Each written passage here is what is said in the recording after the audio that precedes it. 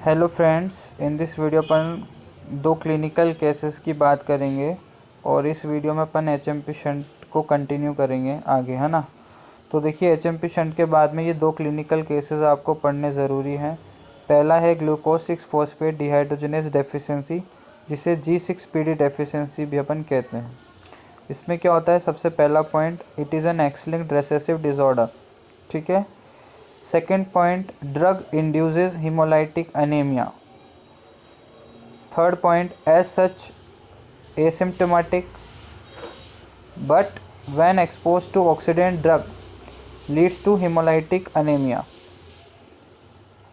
फिर लिख रहा है it provide resistance against the malaria. ठीक है। तो देखिए, एक्चुअली इसमें अपन को पढ़ना क्या है। देखो, कुछ ड्रग्स होते हैं जिनकी वजह से क्या होता है, अगर किसी पेशेंट को ये डिजीज़ है तो उसके सिम्टम हमें दिखाई देंगे। कब दिखाई देंगे? अगर वो किसी ड्रग्स के वजह से हुआ हो। ठीक है। तो एज सच क्या होता है, इट इज़ एसिम्टोमेटिक, कोई सिम्टम नहीं आते। G6PD डेफिशिएंसी में कोई सिम्टम नहीं आते, लेकिन जब ये किसी ड्रग्स से हुआ हो, ऑक्सीडेंट ड्रग्स की वजह से हुआ हो, तो यहाँ पर हीमोलाइटिक अनीमिया होने के चांसेस होते हैं पेशेंट को। ठीक है। कौन कौन सी ऑक्सीडेंट ड्रग्स हैं? Primaquine, sulfonamide and acetanilide. ये 3 ऑक्सीडेंट ड्रग्स हैं। इनका अगर यूज़ हुआ है तो फिर सिम्टम्स आएंगे, हीमोलाइटिक अनीमिया होगा पेशेंट को। ठीक है। ये करते क्या हैं? These oxidant drugs are responsible for increase the free radicals in the body में फ्री रेडिकल्स जो है उनकी मात्रा बढ़ा देंगे। अब देखो, G6 फॉस्फेट या G6PD डेफिशिएंसी अगर हुई तो क्या होगा? NADPH की डेफिशिएंसी होगी ना। अपन को NADPH के फंक्शन याद होने ज़रूरी है। पहला ये कि NADPH जो होता है, it responsible for maintenance of RBC membrane integrity, बताया था। और ये प्रिवेंट करता है मैथ हीमोग्लोबिन के फॉर्मेशन को। प्लस इसका एक्शन है किस में? In the activity of glutathione reductase enzyme, यानी फॉर्मेशन ऑफ रिड्यूस ग्लूटाथायोन, है कि नहीं। अब देखो, अगर NADPH की डेफिशिएंसी होगी तो क्या होगा? मैथ हीमोग्लोबिन का लेवल बढ़ जाएगा और ग्लूटाथायोन रिडक्टेज की एक्टिविटी कम हो जाएगी। RBC की मेम्ब्रेन की इंटीग्रिटी नहीं बन पाएगी तो RBC विल डैमेज। अगर RBC डैमेज हो गई, हीमोग्लोबिन डिग्रेड हो गया। हीम के डिग्रेडेशन से बनता है बिलिरुबिन, और बिलिरुबिन डिपॉजिट हो जाएगा एंड क्या हो जाएगी? जॉन्डिस।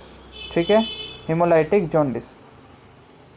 सो यहाँ पर सिंपली यही लिखा है कि एक्स-लिंक्ड रिसेसिव डिसऑर्डर है, ड्रग की वजह से यहाँ पर सिम्टम्स आते हैं, हीमोलाइटिक अनीमिया होता है, और एज सच ये एसिम्टोमेटिक होती है। बस एक इसका फ़ायदा है that it provide resistance against the malaria. ठीक है, उस पेशेंट को मलेरिया नहीं होगा जिसे G6PD डेफिशिएंसी है। नेक्स्ट क्लिनिकल केस है Korsakoff syndrome, Wernicke Korsakoff syndrome. First point, it occurs in the chronic alcoholic patient, मतलब जो अल्कोहल का ज़्यादा से ज़्यादा यूज़ करते हैं उन पेशेंट्स में होती है। क्रॉनिक एल्कोहलिक पेशेंट में वर्निके-कोरोसकॉफ सिंड्रोम देखने को मिलता है। And it is due to decrease absorption of thiamine. इसमें क्या होता है? Thiamine which is vitamin B1, इसका एब्जॉर्प्शन डिक्रीज़ हो जाता है, और decrease the synthesis of TPP यानी थियामिन पायरोफॉस्फेट की भी डेफिशिएंसी हो जाती है। ओके। तो TPP क्या होता है? एज एन एक्ट करता है कोएंजाइम की तरह, किस में? पायरुवेट डिहाइड्रोजनेस कॉम्प्लेक्स में। ठीक है।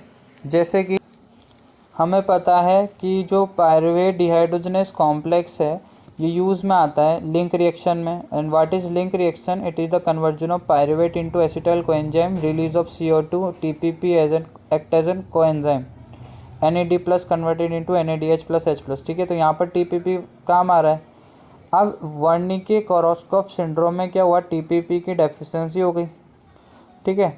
तो एसिटाइल कोएंजाइम नहीं बनेगा तो ATP का फॉर्मेशन कम हो जाएगा, है ना। ATP का फॉर्मेशन कम हो जाएगा तो देयर में be the chances of the neurological manifestation.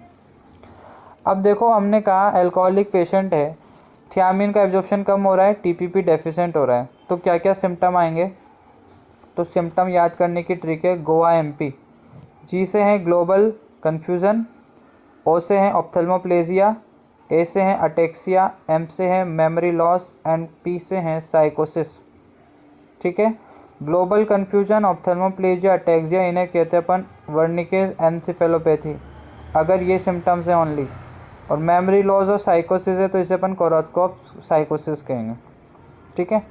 तो इन दिस वीडियो अपन ने 2 क्लिनिकल केसेस देखे हैं। पहला अपन ने G6PD डेफिशिएंसी देखा, दूसरा अपन ने वर्निके कोरोस्कोप सिंड्रोम देखा, ठीक है। तो अब मिलेंगे अपन नेक्स्ट वीडियो में। Keep watching, thank you. और हाँ, इससे पहले कि HMP शंट की वीडियो को भी आप देखें, उसके बाद आपको G6PD डेफिशिएंसी समझ में आएगा, ठीक है ना। So keep watching, thank you.